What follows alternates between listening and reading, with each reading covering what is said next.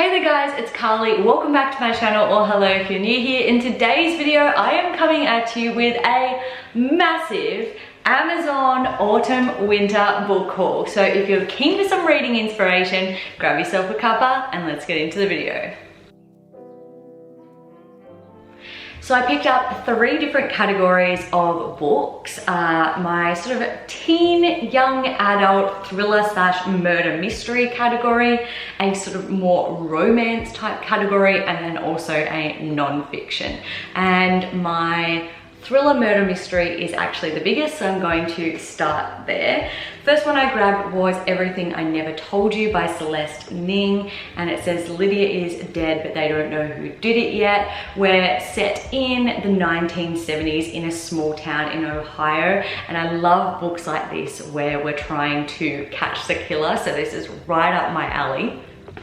Along a similar vein, in my last Amazon book haul, I picked up A Good Girl's Guide to Murder, and initially I was a bit skeptical about it. I didn't really like how it was structured, but as the book went on, I find it to be a really sort of thrilling page turner. I ended up loving it. So I picked up both of the sequels. So we've got Good Girl, Bad Blood, and then As Good as Dead. And so this one's number 2, and this one is number 3. And so in this one, Pippa, who is the main character, is continuing on sort of her investigative skills. Once again, the police are doing nothing to find the killer and she's trying to figure out who it is. But in this one, Pip has now attracted a stalker. So kind of things are a little bit more heated for her as she's trying to sort of solve the case and figure out who this person is and how they happen to be connected to a serial killer. So I'm really looking forward to getting into both of these. They are by Holly Jackson, and I would definitely recommend that series if you do like kind of like an easy to read thriller type book.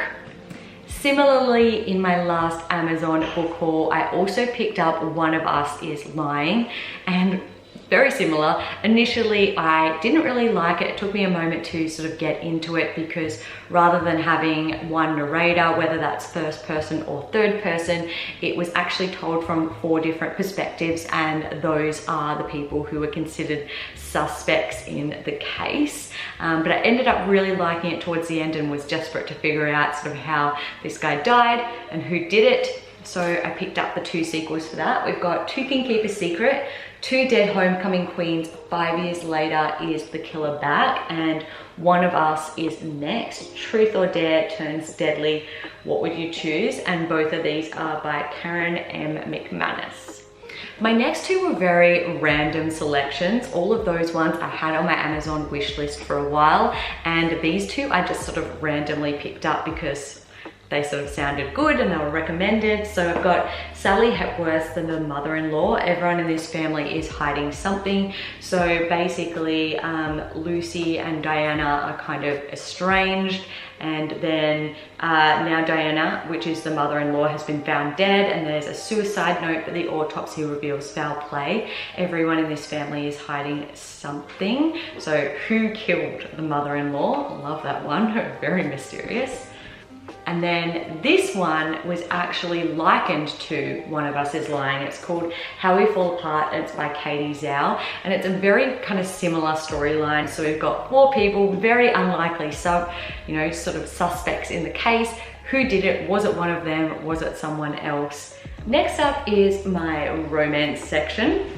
The first one is All Your Perfects by Colleen Hoover. I'm sure that you've probably heard of her. I certainly have. She's kind of a lot of the rage at the moment, particularly on TikTok with her book, It Ends With Us. I haven't read that one yet. This is the first one of hers that I've actually bought. However, I had heard some good things about it, so it's currently on my Amazon wish list. But this one says, can a love story with a perfect beginning survive a lifetime between 2 imperfect people? Just a nice, chill, winter read, cozying up, having a cuppa. And then I also grabbed this one, You and Me on Vacation. If I'm being honest, I also just really liked the cover. I found it sort of bright and fun and happy. It says 2 best friends, 10 summer trips, their last chance to fall in love, and it's by Emily Henry. And it says 12 summers ago, Poppy and Alex meet. They hate each other and they're pretty confident they'll never speak again. But then every year they happen to go on a trip. This summer, however, Poppy asks Alex to join her on one last trip. Could this trip make them realize they're not just friends after all? So a nice, very light-hearted romance by the sounds of things. I also grabbed this one. It is The Other Side of Beautiful by Kim Locke. What happens when fate says go? Meet Mercy Blaine, whose house has just burnt down. Unfortunately for Mercy, this goes beyond the disaster it would be for most people. She hasn't been outside that house for 2 years. Flung out into the world she's been studiously ignoring, Mercy goes to the only place she can, her not quite ex-husband Eugene's house, but it turns out she can't stay there either. And so begins Mercy's unwilling journey. After the chance purchase of a cult classic camper van, read tiny, old and smelly, with the company of her sausage dog Wasabi and a mysterious box of cremated remains, Mercy heads north from Adelaide to Darwin. I love that this is like a fun kind of road trip book, but it's sort of got that coming of age and like overcoming tragedy and sort of finding yourself type vibe, which I mean, I think we could all do with reading at this point in time, because we've all been coming out of, you know, a lot of strenuous things in life and the world. I grabbed The Last Thing He Told Me by Laura Dave.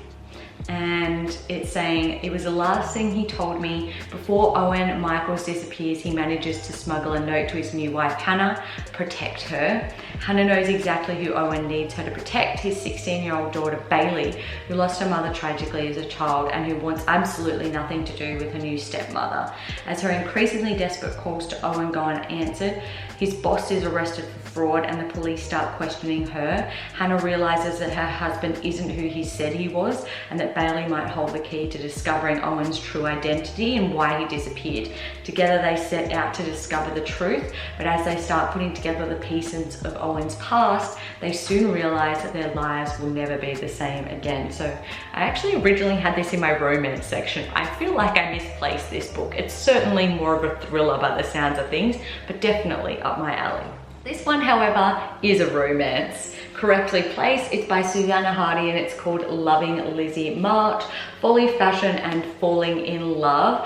And it's about a fashion designer called Lizzie March who finds herself pregnant to super hot bad boy Jake Wheeler. Convinced that he's the one, now all she has to do is make him realize that she is the one for him. But is it possible she's been looking for love in all the wrong places? Maybe everything she's ever wanted is right under her very own stilettos. So very much seems sort of your light-hearted cliche type romance, but you know, sometimes I like having some of those books just to relax to, especially in the wintertime when you need something a little bit more uplifting. My last 4 books are all non-fiction. The first one is The New Hustle by Emma Isaacs. And it says, what if we've been served a big fat lie about what it takes to be successful at work? And it's kind of got a few different rules. I think that there are 77 anti-rules for maximum dip in and out efficiency, which, especially considering that I'm kind of working in a little bit of a different role at work this year, and it's a little bit more high stress, I definitely need sort of something like this to kind of help me be more efficient and effective and also keep my sanity along the way. I bought 2 Christian books. This one is The Fight to Flourish by Jenny Lusko, and engaging in the struggle to cultivate the life you were born to live. It says, what if your struggles aren't a barrier to thriving, but an invitation into your most vibrant days? And it's sort of all about discover that flourishing is not an impossible destination, relief from the weight of overwhelming circumstances by resting in the realization that God is fighting for you, and replace the emotional reaction of telling your kids to act with the thoughtful response of teaching them how to live. Trust that God is growing you in the gap between your expectations and your experience. The word flourish is written all over you and your future. So just something a little bit more uplifting and inspiring. And then my second Christian book is Colossians by Joyce Meyer. It's just a biblical study, practical insights for everyday Christian living, just sort of looking at that particular section of the Bible. And I also have the same one for Ephesians, and James, and I thought I had another one, but maybe I don't. Maybe I've only got 3. Colossians, Ephesians, and James. And I'm kind of looking to expand my awareness a little bit more of, yeah, these different sections of the New Testament. Then my final book was a random sort of pickup one. I hadn't originally sort of had it on my list, but it sort of came my way and thought it was cool, so I grabbed it as well. It's called Dissolve by Nikki, Gamel, and it says the journey of a creative woman roaring to life in a man's world. And I didn't actually realize this, but she's also the author of The Bride Stripped Bare, which I read so many years ago. But it just says, all around you are little warning signs, yet you do not heed them. You sense you need to find the gift of a man who will let you be free to do what you really want in life, right? But you are tumbling into the vastness of a consuming passion. It's willing violation of the clear, hard, glittery core of who you really are, but you don't care because you have in your grasp what you've always wanted. Love. Having lived through the humiliation and bewildering complexity of heartbreak in her 20s, Nikki Gamel eventually resurfaced, reclaimed space for herself, and found her voice. Decades later, she's written Dissolve as a meditation on women's lives and creative desires. And yeah, just a little bit of something different, but I'm always sort of open to reading and trying new things. Inspiration, if you've read any of the books that I recently purchased, write a comment down below and let me know what you thought of them. And if you like this video, make sure to give it a thumbs up and don't forget to subscribe. I put out new videos every Wednesday and Saturday. With that being said, I hope you guys have a fantastic rest of your week and I'll see you all in my next video. Bye guys.